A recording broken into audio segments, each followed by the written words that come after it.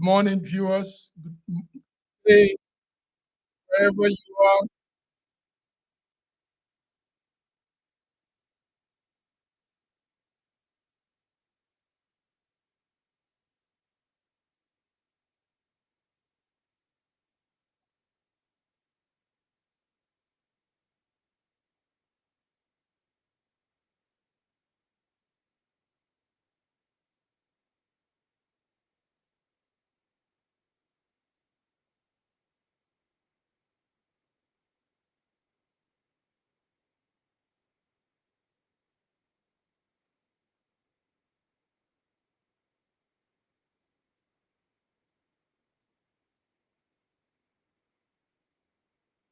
Good day, viewers. My name is Mark Godwin Eberechi, and it's a beautiful morning here in Milan, Italy. Well, you're welcome to our program, News Echo Global Africa, Wednesday, 2023. As usual, I have my coordinators and colleagues from all corners of the world. Right there in Toronto, Canada, George. You're welcome to Echo Global Africa. Thank you so very much. Good morning, Massive Mark, and good morning, viewers from around the world. We want to thank you for joining us today. It's going to be a fantastic show, so stay tuned. Thank you, Sir George. Thank you very much. Also in Lagos, Nigeria, our one and only lady in the house, Lady Nana. Lady Nana, you're welcome to News Echo Africa, Wednesday, the 25th of October. You're welcome, Didi. Thank you, Massive Man. Thanks for having me once again. All our viewers all around the world, thanks for joining us again, once again.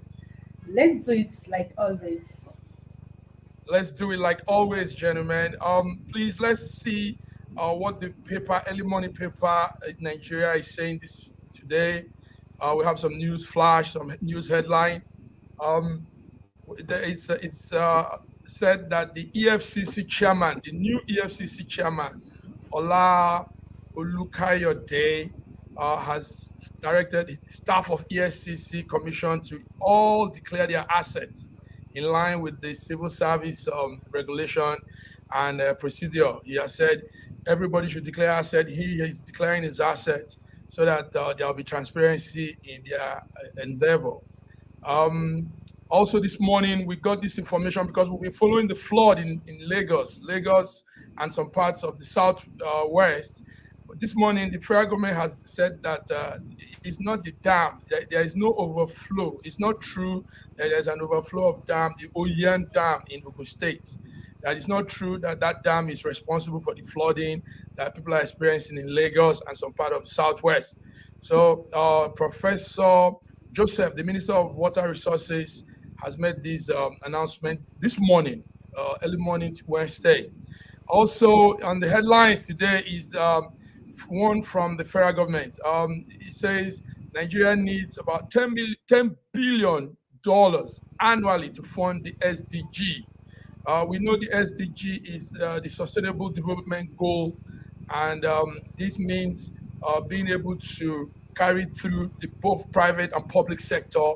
And government says they need this amount of money. Now, but what a lot of people are saying is the governor of Edo State is saying they can't meet up with this fund because there's so much wastage in governance and too much unnecessary spending in the federal government level. This is Obaseki saying this while the government is saying they need to fund the SDG with $10 billion. Also in the news this morning, gentlemen, we know the former president of Nigeria, Olusegun Obasanjo. Olusegun Obasanjo comes from a region, Abeokuta, that is known for a particular product. It's called the Adire clothing line.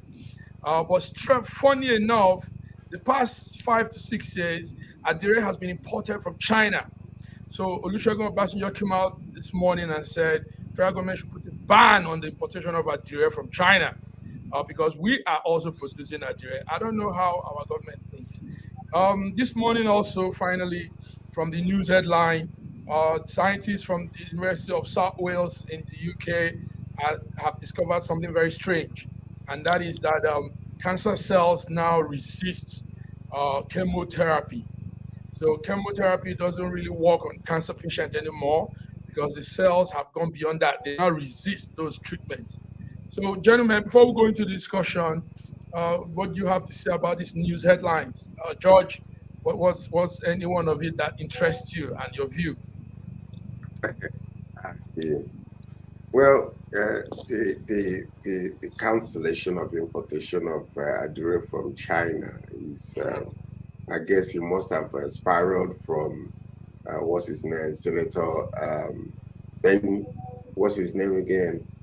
The senator that owns the cinema in Nigeria. Ben Bruce. The Ben Bruce just made Bruce. a comment Mm-hmm. recently about buying Nigeria, which is a very good idea.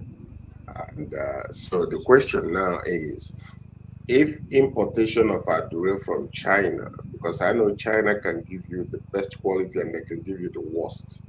And they can give you the one that you can wear and then you start washing off your body right away.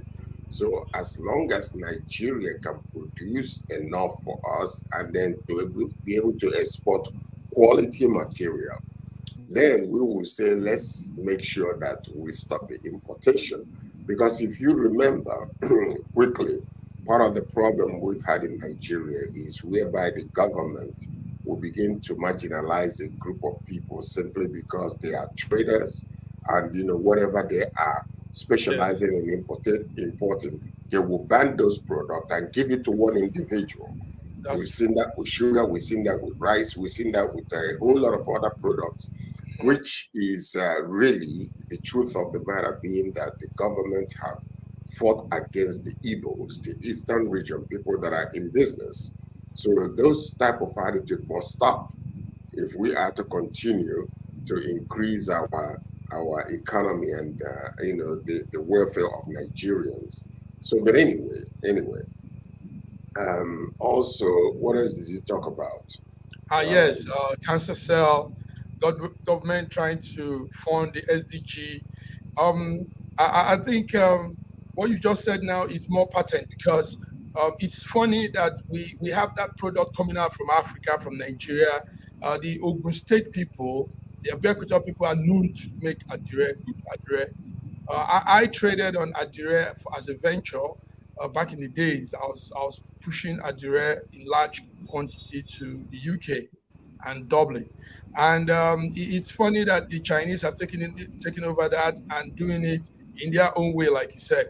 So, but we need to begin to believe in our things, our products, and move our product, make money out of it, make something out of it for ourselves, and keep that brand running. BD, what do you say? What do you think about that? Well, I want to start from a EFCC declaration of assets. Mm-hmm. It's been a culture in this part of the world. Then at the end, what comes out of it? Nothing. Well, I hope it makes a turnaround because people have been declaring assets in Nigeria and nothing has come out of it. Having said that, the address thing, I think, is a Nigerian thing. Because me, I served in Ogun State. If you go to um, Akoto market, I've forgotten Akoto market. Koto. I served there. You ask yourself, what is federal government looking for in Ghana? I'm telling you, if you have been to that Abeokuta, that market where they produce Adure, you will see old people in their 80s, 70s, 100s still producing good and quality Adure. Then you now know that it is a problem. It's not about banning it or saying it.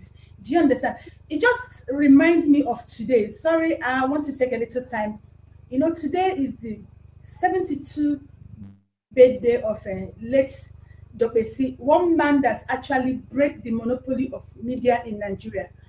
The advent of AIT was what actually broke the monopoly of NTA in Nigeria. But unfortunately, this man is gone. Look at what is happening. I'm still referring to Adre issue. Our senators have insisted on buying in those cars. They say they must buy it. The example they were citing was the ministers. That do you know how many cars the minister, how many SUG the ministers have? But why should Nigerians talk about them? Do you understand? It's not, you're not trying to justify your evil by pointing another evil doer. That's the kind of country we have gotten ourselves into. Now, why I'm bringing this thing now? Dr. C was a man who understands what media is all about, what journalism is all about.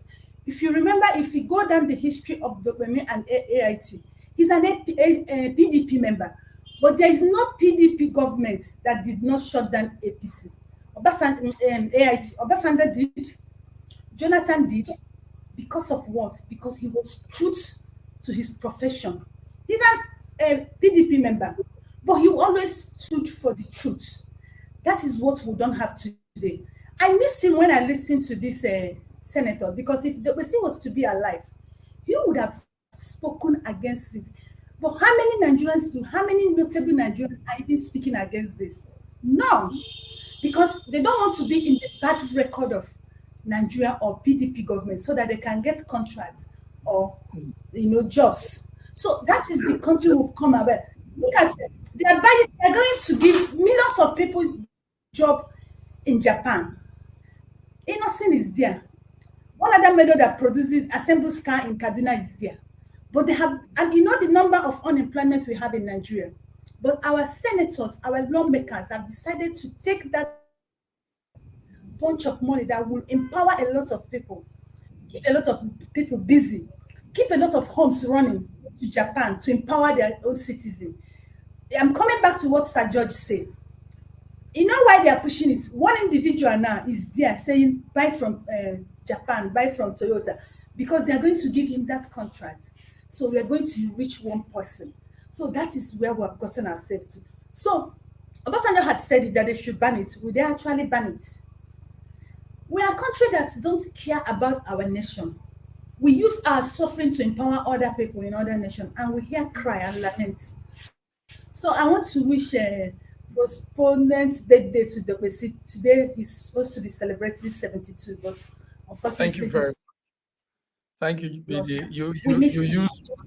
You use one stone to scatter and kill so many birds. That was good. Thank you. Yes, George, I think she did pretty well on that issue.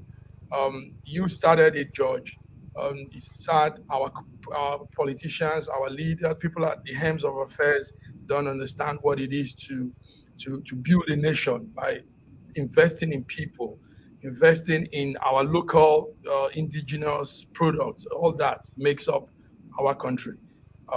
Adire, Massive Mark. The uh-huh. ill of our nation is that when you appoint, that's this, I keep on saying, this kakistocracy type of style of government that we have.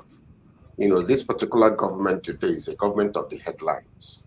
What they do is, all you see is talk, talk, talk, talk. I'm still to see one major action that is going to affect all the bad things that APC have done in Nigeria. All they do is just go to the media, make a lot of noise, but no action. And this is one thing, they're not walking the talk. They are all about media, making sure, like what BD was saying, they will make sure that they make a big announcement. They make, they do things that will make them, basically look good, hiding under the cosmetic veil of doing good, but no action behind it. That is one thing that is so sad about our government. And it is about time for the people of Nigeria to rise up, tear down all the religious divisions that we have in Nigeria, tear down all the tribal sentiments, and bring in that, come with one voice and say enough is enough.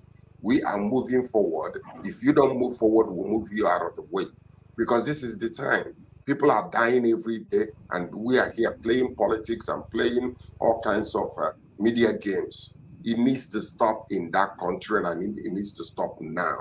People, Nigerians, wake up. This is your time. It needs to stop in that country, and it needs to stop now. Thank you very much, George. You added more spice to that.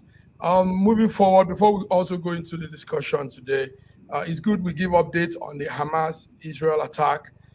As at this morning, 20 trucks have been allowed to move in, and some amount of aid workers also were on ground to address the humanitarian crisis that is coming up on that side. So the border crossing between Egypt and Gaza has opened since Saturday, and they've been able to put in needed aid into that very war-torn Palestinian territory.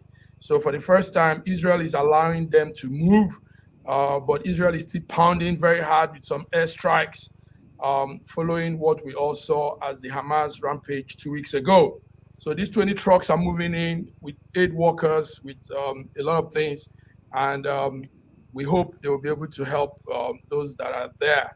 Gaza has about 2.3 million Palestinians, that Gaza region, and half of them have fled their homes. So there's also rationing of food and drinking water. Hospital supplies are running low. Fuel is not even on working. So it's a terrible situation there. But what do we have to say? The Hamas-led terrorist group caused all this for these poor people of Gaza and Palestinians. So, but thank God the borders are open and aid is going in. Do you guys have anything to say about that? Anybody has anything to say about airstrikes and the? Well, I do. It is very unfortunate that only a handful of people will continue to mess up, and the masses are the victims of this situation. You see, I see a lot of campaign going on around the world, rallies all over the place. But the point is, Hamas came into your own area. We are able to build miles upon miles of underground bunkers that help them to go all the way to Israel. They were allowed to do this from air, from the sea, and from the ground troop. They kidnapped and killed more people ever since the Holocaust. This is the second number of the largest population of people that were killed after the Holocaust. And then what you see around the world, people are talking nonsense and just rallying around, and nobody says anything. If you want to talk about what is happening in Palestine, condemn what Hamas did first and foremost. If not, shut up. That's what I got to say. Because these are innocent people that were minding their own business, doing their own things, and you are sick. There are hundreds of them that are kidnapped up until now. And people are around the world, just rallying and talking nonsense. What about the innocent souls that died in that place? What about the people that are still kidnapped in that place? And then you're talking about what is happening. No, you condemn it first and then begin to talk about reconciliation or ceasefire. If you don't do that, I don't think it is right for anybody, because blood is blood, life is life. They went there, they killed thousands, hundreds of people, kidnapped a lot of the thousands. So right now, all I'm saying is this. I don't like that the victims are innocent people, old people, children that are being killed. I don't support that in any way. But please, if you want to rally, if you want to talk nonsense, condemn what Hamas did before you move forward. If you don't condemn it, you're talking nonsense. Thank you, George. George is always putting it out as from the heart. Thank you, George. Let's move on now, guys. Our time, is always small. Something big happened during the week. You all know the story. Nigeria wins an $11 billion P&ID case in UK court. Now, let's give the backstory of what that whole thing. That whole thing started with 2010. A company called P&ID entered into an agreement with Nigeria to build gas processing plant in Alaba, Cross River State, south central of Nigeria. But that company said the deal collapsed because the Nigerian government did not fulfill its end of the bargain. Um, they claimed that Nigeria breached the terms of contract, and P&ID took illegal recourse and secured an arbitral award against our country, Nigeria. However, that private arbitration tribunal I think that was in January 2017, ordered Nigeria, because they took that case to that arbitrary court. Now, the tribunal ordered Nigeria to pay $6.6 billion to that company because they said we defaulted in the agreement. And take note that there is interest in any time there is money to be paid. There is an interest that begins to run also. So with the interest rate fixed at 7% since 2017, it amounted to $1 million a day. I hope our viewers are following. We're giving the background story of that whole P&ID stock. Now that interest rate began to climb, and the payment accumulated to over 11 billion before the verdict. So Nigeria had to pay that company $11 billion for something that was all a sham. Nigeria, on its part, alleged that the gas deal was a scam, and it also said that it was done to defraud the country, Nigeria. Lawyers representing the federal government told the court that P&ID officials paid bribes to secure that contract. Now, that is where the story began to flow. So as at Monday this week, I think the case started since Friday, or on Monday, this 2 days ago, a Justice Reuben Nons of a commercial bank in England and Wales ruled in favor of Nigeria and squashed that enforcement of paying $11 billion arbitration award that would have favored that process and industry development company, P&ID Limited. So the judge ruled on Monday, even though he did it through an email, but that upheld Nigerian government and our prayers on the ground that that ill-fitted gas processing contract was nothing but a sham. So guys, this is it. We've won the case. Now, my question here is, how did this even come to play? Who were the Nigerians? There's a proverb that says, it is the rat in the house that goes out to call the rat outside that there is food. So how did this all play out, George? George, are you following the P&ID case? I was catching up on that particular issue yesterday. Mm-hmm. And I thank Almighty God that we were able to escape this particular trap. But in my own experience, most of these things that are done by our own people. I remember a time when the then Commissioner for Police, had wanted to bring in security apparatus and cameras into Nigeria. I was involved, so we brought the best of the best from Canada, traveled to Nigeria. When we got there, we brought the equipments and we were showcasing all these equipments, the infrared, the one that can do in the middle of the night, even when it's dark, it can still be able to capture things. So after the meeting, everybody was impressed. And the police called us privately and said, these equipments are very, very powerful. We love it. It's very good, but that's not what we need in Nigeria. And I'm like, okay, sir. So what do you want us to do? Or we need to go and get things that can, you don't need these things that don't need maintenance. You need something that we can, after 1 year, maybe we can get money to service it or whatever the case might be.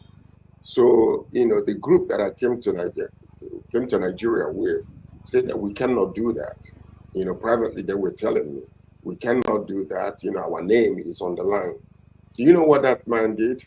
He took all those equipments.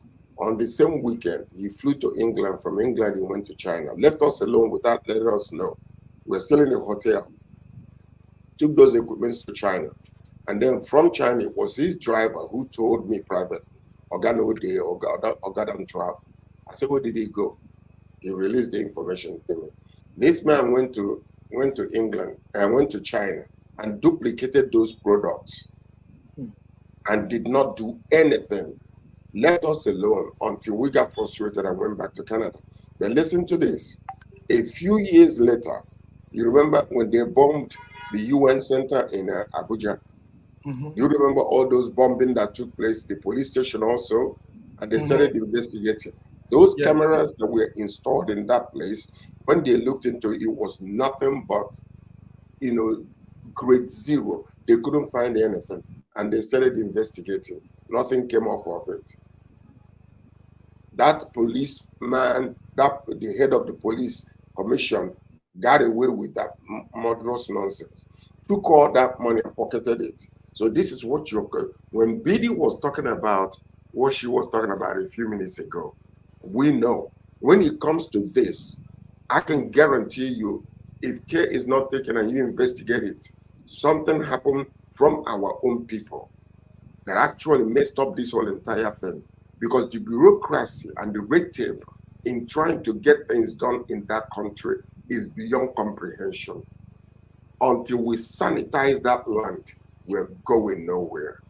I can guarantee you that. Thank you very much. Obviously, like I just said, the proverb says, the rat inside calls the rat outside. BD, what's your take on the P&ID case that we have won, and now we're not to pay any money? I know you followed that on Monday. All the papers were reporting that, and I know your news platform too was doing the same. So what's your take on that? Yeah, my take is this.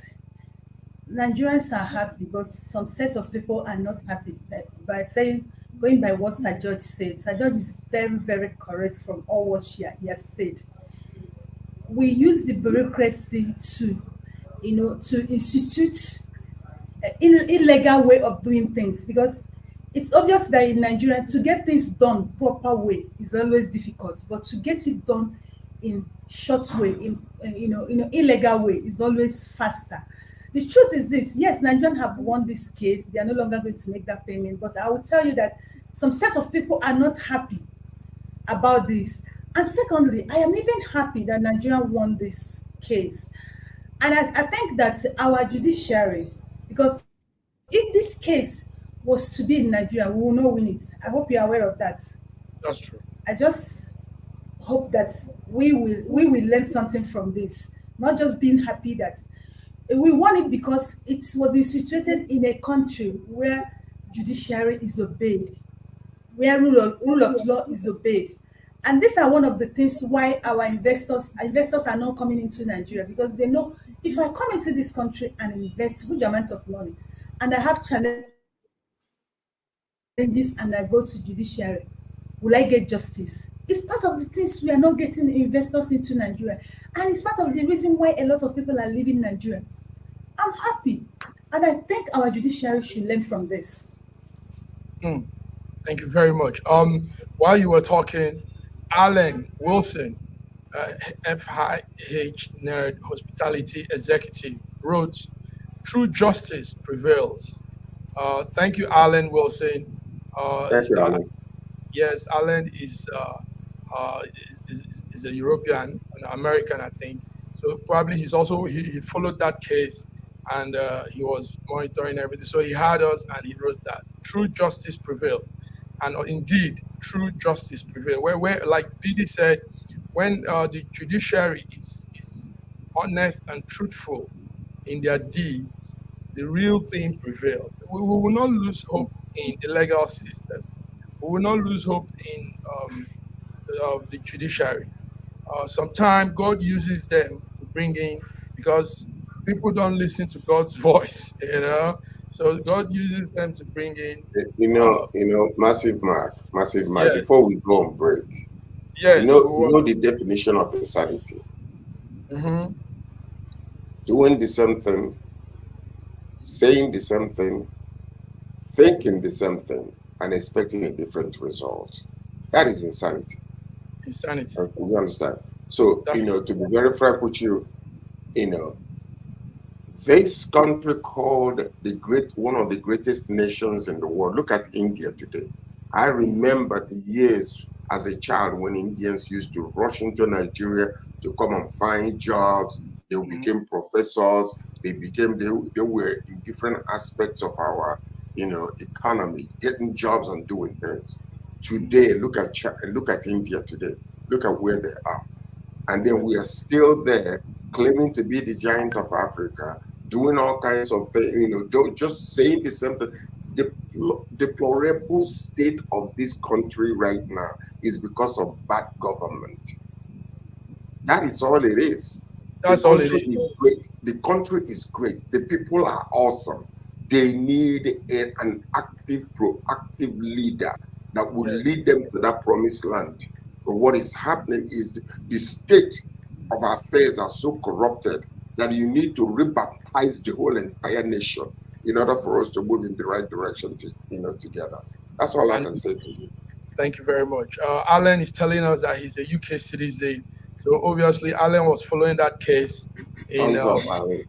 Yes, he probably was following up that case with the P&ID. The P&ID stands for Processing and Identity Company. So that was it. That was it with that company. Alan, thank you for tuning in. Viewers, will go on a small break. When we come back, we'll be giving more updates. Remember, this is News Echo Global Africa. This beautiful here in Milan. It's beautiful Wednesday morning. The weather is good, and we know it's the same all over. So, BD George will be back. Thank you.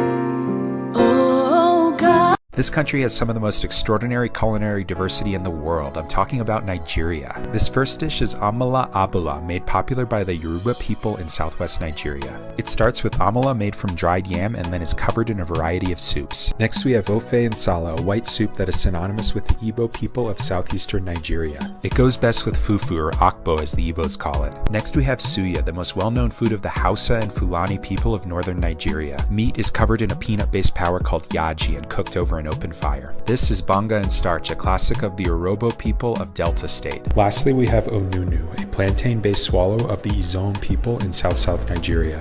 We are eating it with fisherman soup, popular throughout this whole region. And of course, we don't forget the jollof rice. This is popular everywhere in Nigeria. I think what makes Nigeria so great is the diversity of all the different people coming together. These beautiful ethnic groups living side by side, sharing culture and cuisine is what makes Nigeria such an amazing country to visit. Nigerians should be so proud of that cultural heritage, as there is so much more that unites than divides them.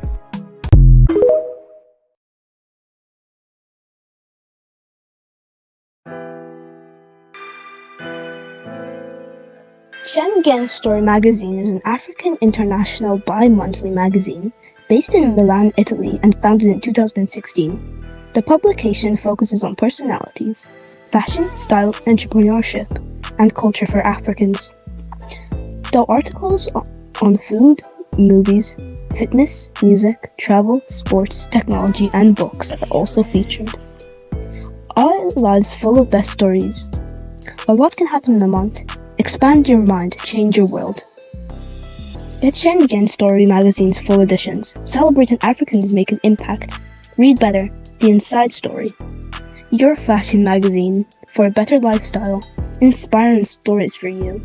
Your monthly dose of entertainment. A better mind keeping you updated. Hashtag Schengen Story magazine. Get Schengen Story magazine full editions. You're welcome back. You are welcome back to News Echoes Wednesday, Global Africa. George, BD, hope you guys are there. Something is brewing, something that doesn't look too good. BD, you are going to give us update on this one. On Monday, we saw Lagos State seal up a popular market called the Alaba market. The government claims that it's due to poor waste disposal and failure for the market users to pay their bills. They sealed up the Alaba International Market. That market has been known for years now, centuries, as I may remember. It's there in Ojo local government area of Lagos State, southwest Nigeria. And Tokumbo Wahab, the Commissioner for Environment and Water, said, yes, it was an intentional act to stop the poor environmental degradation going on, and so many other things he said. But let's hear from you, PD. You were following that situation there in Lagos. So what's the story about Alaba International Market and the sealing it off? Yeah, massive mark. Selling up of markets in Lagos is not all about Alaba International Market.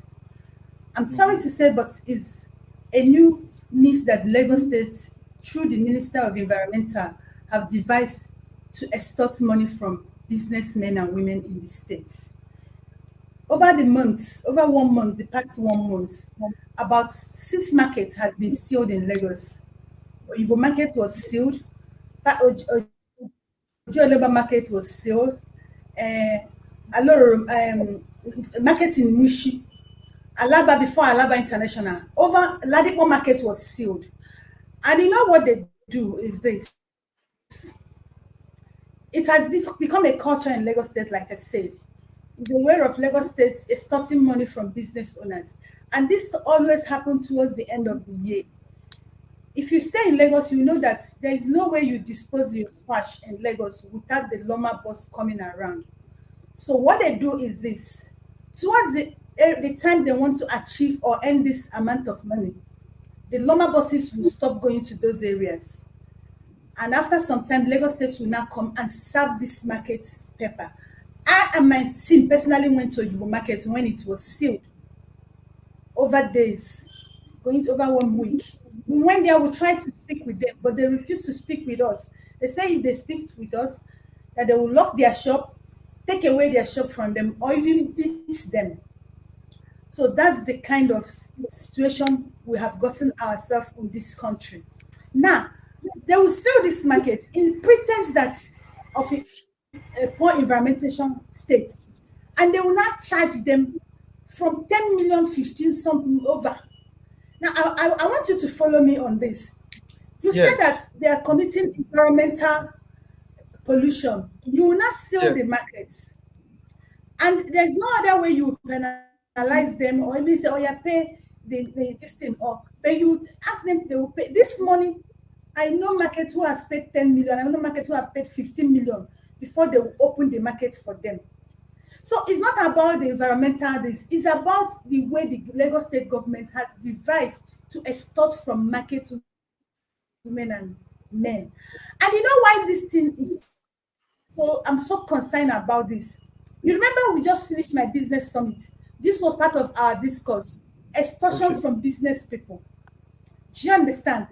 You keep extorting from people, and somebody that is running business, after some months or for years, the person runs out of business. You know how many unemployed Nigerians that are idle doing nothing. And when you interview some of them, they used to do something, but because of the harsh environment of doing business in Nigeria, they run out of fund, they run out of capital, they can't do things again, and they've run back to the unemployment world. So it's only about Lagos State. And unfortunately, nobody is saying anything about this. People are not talking about it. Yes, if the business people who now when they charge them that 15 million naira, you know what they do? They will distribute that money among everybody in the market. They don't care if you're selling pure water or you're selling salt. You must pay your own. Some people will pay 70,000, some people will pay 100,000. You must pay it. Even if you say you don't want to be in the market again, you must pay the one you have stayed. So that's how they will gather this 15 million, 10 million, some more than 15 million to pay to state government. Now, the ripple effect of this is that the goods will become more expensive. And people say, oh, things are very expensive. Why are things very expensive in Nigeria? It's because we have selfish leaders who only interested in taking from people, not giving people. Do you understand? So Lagos State government has been doing this, and people are doing as if they don't know what is happening. We all know what is happening, and nobody wants to talk about it. And people are destroying people and destroying their businesses. Destroying people and destroying their businesses. George, also, some people are looking at it from the angle of witch hunting. It's section of of Nigerians. Is it true that whether we like it or not, the truth be told, this is against the traders from Igbo land. This is one of those things that they have started during the election, a way to marginalize them, a way to squeeze them, a way to tighten, just make sure that they are running them away, and they're gonna frustrate most of these traders away from that area. This is what is happening. You talk about good governance, you talk about, going to the roads and taking the people that are selling goods outside, on the roads and everything. But when it comes to the marketplace, listen, lack of maintenance is one of the major problems. You allow it to be,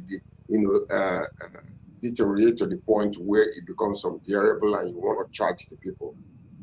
They are paying their taxes. This is the reason why people pay taxes.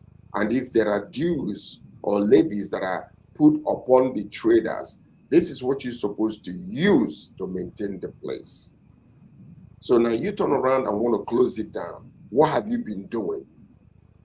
You pointing one finger at the market, for is pointing at you for being inefficient in maintaining what has been. They pay their taxes, they pay their levies, and these are the things that the government is supposed to be supplying. Like Bidi said, they are interested, they specialize in taking, not giving. It is a sad situation, but let the truth be told. This thing is against the traders in Igbo traders in Lagos. That's part of the plan. We need to also understand the agreement they have with themselves on the maintenance plan. Normally, like you said, if tax are being paid, levies and all that, yes, it should be used the government should maintain. But maybe it's the other way around for them to come and say, well, shutting you guys down, you guys have not cleaned up the environment and you guys are not doing some right thing. So BD, maybe you could help us do a research on what, a lot of time in Nigeria, people don't understand things. People don't know their left from their right. They don't know what agreement means, agreement. So BD, maybe you could do some research for us and find out what was the state of condition on that market. Are the Igbo users, the traders supposed to be taking care of the environment, maintaining the environment clean, or is it the tax of the government? Sometimes people don't get into the root of issues. BD, so do us that favor. Let me tell you, Massive Mike, forget about doing you favor. Media work in Nigeria has been stifling. I told you, and my team, we went to No.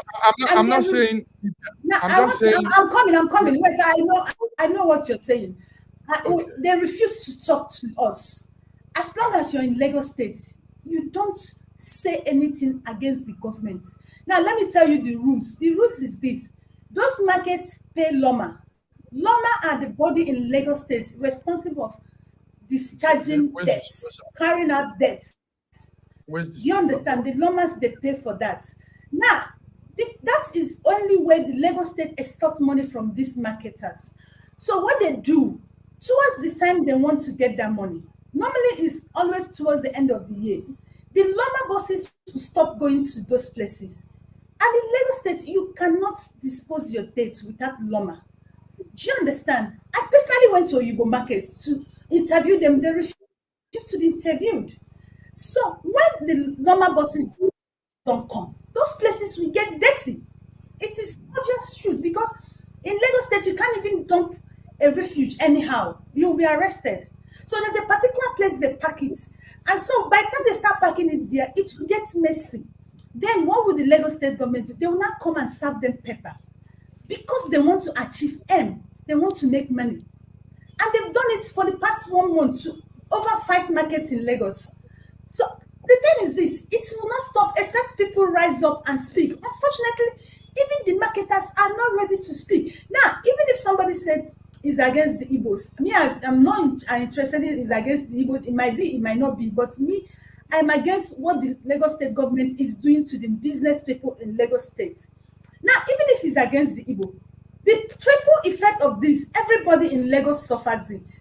And after that, everybody in Nigeria will suffer it. You know why? Lagos State has been a test running ground. Whatever thing they tried in Lagos, it works. They will replicate it in another state.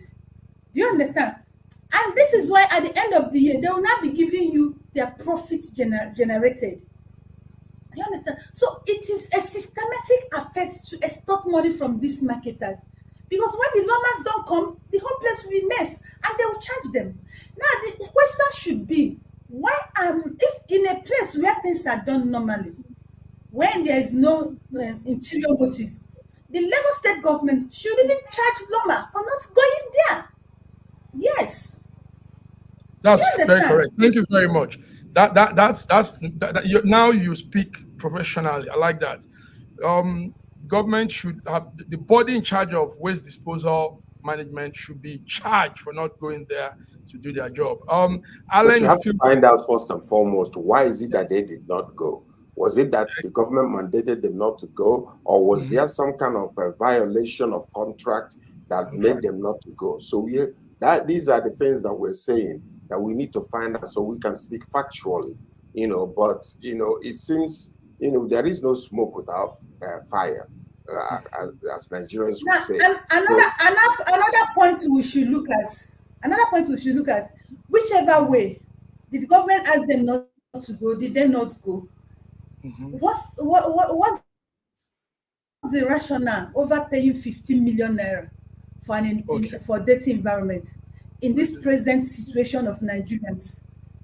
Do you understand? What's the rationale over paying 15 million naira before the government can open your store? The reason why I believe that it is something that we really need to look into, because the government will come out tomorrow and say things like, maybe the people, the market association there, they faulted in something, because there is no telling whether it's true or not. But when you can nip it in the bud and find out exactly what happened, what's the foundational reasons why these things are happening, then you could be able to factually be able to, say, okay, point figures at that person or at this person. Because right now there could be many factors that are leading to this, but all that we're seeing is really the surface information that they have done this in the past. They extort money from people, and this is the reason why they're doing it. But if you look into it, it could be a violation by the market association. Maybe they did pay nothing, or maybe they were mandated to do something that they did not do. So if nobody is talking to you, how can you know the facts and the truth about it? That's it. Okay, gentlemen, I don't want us to Sir George, you're very, very correct. Wait, Massive Mike, let me say this. Now, George, you're Okay. very, very correct. You're very, very correct. But I'm telling you, government will always have their way. They always defend themselves. They always be right. That is the truth. But the truth is this: it has been a culture in Lagos State over the 5 months, over the 1 month. They've closed down six markets. I mentioned it earlier, and this market must pay a stipulated amount before they open it. It's just a way of them making money. So Then my people are question suffering. is, the That's money my that It's own. is just being okay, Government will always gentlemen. defend Thank you very much. What we'll do is look more into this whole thing. I think it's time. Schengen Story Media will be bringing up some government officials to come give their reasons and give their views on the things they do. We are coming to that time now. Joe Allen Wilson is really following us. He's watching live, and he's really in the discussion. He says, "No maintenance culture in Nigeria." That is true. That is very true, Alan. Alan, we're Nigerians, and you just hit it. I guess Alan probably is affiliated to Nigeria one way or the other. And Alan says something that I like. He says the local council and good governance should step in. That's a good one, Alan. Another one he says is, I agree with George. However, the local governments still have a responsibility to play. This shows Alan is in tune. Alan, maybe you're having business in Nigeria or you're married to a Nigerian, whatever it is, you are in tune with what is going on, and we are happy you're following us up here in real time. Gentlemen, I want us to go further. We don't, the time is always a problem with news update. There's something that happened last night, just last night. Justice Eberechi Wike, Justice Eberechi Wike happens to be the wife of the former minister of the former governor of Rivers State, Wike, Governor Wike. So the wife is a justice, and she came out strong last night, gentlemen. She's advocating for amputation for sex offenders. She's saying it very loud. She says that the current punishment isn't drastic enough, adding that the move will make what she's agitating for will make offenders to already begin to run away from molesting minors. Her concern is more of underage minors being molested. So this woman is saying this, and it's happening in a time when Lagos State Sexual Offense and Domestic Violence Court just sentenced a medical doctor, one Dr. Olufemi Olaleye, to life imprisonment for defiling his wife's niece. He did this when the girl was 15 years old, and he did it for a time of about a year plus some months, defiling this underage girl. So, and Justice Eberechi is advocating that sex offenders get amputated, sex offenders get castrated. What are they going to be amputated? Their arms or their legs? Maybe castration. Maybe castration. So, BD, George, what you guys say? Yeah, Our time is running. Eberechi says what she was. That's Judge Eberechi, wife of a former governor of Rivers State and presently Minister of STT. Yes, she said it that this thing is getting too much. She was actually referring to those who are defining minors, and she said that it is high time we start amputating. If his hand he or she used on that child, that hand should be amputated. If his mouth, it should be cut off. If it's his penis, it should be cut off. It is high time that Nigerian government take a drastic decision so that these people will stop, abusing minors. That is even enough that they have been abusing women, and government have refused to do anything about it. But abusing minors, it's heart-wrenching that they should do something about it. And I must tell you, I certainly agree with her. A lot of people have been saying, laws should be made against electoral offenders too. The thing is that she has made a lot of mistakes, but that does not mean she doesn't have any other good to say. Because it has become a culture in our side that people abuse people and get away with it. And our lawyers and our lawmakers will not stand up against it because them too, they are abusers. But that's not what I'm saying. But our children, our babies, abusing them, no, we should do a hard punishment to them. People who abuse our babies, our minors. Thank you very much. So Eberechi said that yesterday. George, what do you think? Should there be more stricter Well, punishment? I mean, I think she's being she's being very emotional. I understand. It is a bad thing when intelligent or whatever the state might be for an individual to be abusing under, underage or minor, or even at any point in any situation whatsoever to abuse, to violate is very, very unacceptable and deplorable. But the point about castration or amputation, she better be careful. Her husband might be one of those to be castrated if she's not careful what she's talking about. Seriously though, because no, to be very frank with you, there are ways you can go. It's just almost like they're saying in a place where there is no death penalty, and you're saying firing squad or whatever the case might be. Yes, indeed, we can stiffen the consequences of such actions, but to say amputation is what he says is that's beyond going beyond an acceptable way of doing things. But George, George, let me take you on this. No, George, let me take you on this. Sorry, George, let me take you on this. George, let me take you on this. You read the Bible. You're a man in the pulpit. Back in the days, that was the punishment. You know this, and mankind is becoming a little bit more crazier and more insane in doing things. When Massive you hear Mark, slavery used to be allowed in the past too. Don't forget that. It was not. It wasn't condemned in those days. Yeah. So we are in a place now where we're so maybe enlightened and so educated. There are other ways of